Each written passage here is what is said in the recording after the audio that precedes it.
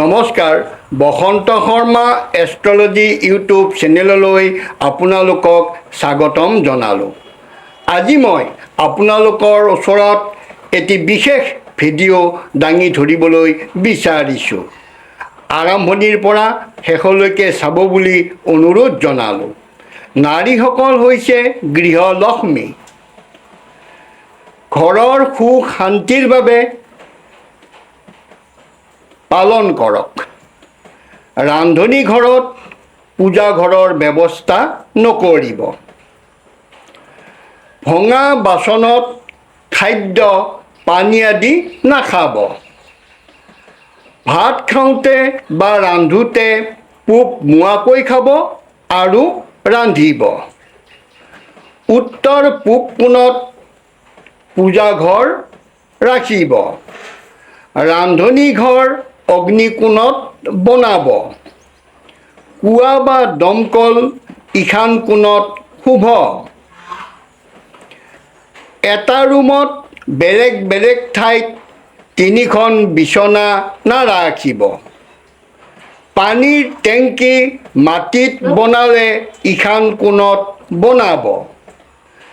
আপোনাৰ ঘৰৰ পূব দিশটো কিছু চাপৰ হ'লে সুখ শান্তি বিৰাজ কৰিব। ৰান্ধনী ঘৰত ব্যৱহাৰ কৰা সামগ্ৰীসমূহ দক্ষিণ পশ্চিম দিশত ৰাখিব। নামঘৰ, মন্দিৰ, কীৰ্তন ঘৰ আদিত দুয়োখন হাতেৰে প্ৰণাম জনাব। কাঁহৰ পাত্ৰত নাৰিকলৰ পানী আৰু তামৰ পাত্ৰত ঘি মৌ ৰাখিলে মদৰ তুল্য হয়। মাছ, মাংস, কণী, মচুৰ দালি, মাটিমাহ, নহৰু, পিঁয়াজ, তামোল, টেঙা ফল, ভজা পোৰা খাদ্য আমিষ খাদ্য হিচাপে ধৰা হয়। ৰাতি ভাত খোৱাৰ পাছত বাচনবোৰ ধুই থ'ব লাগে। শোৱা বিচনাৰ তলত চেণ্ডেল নথব।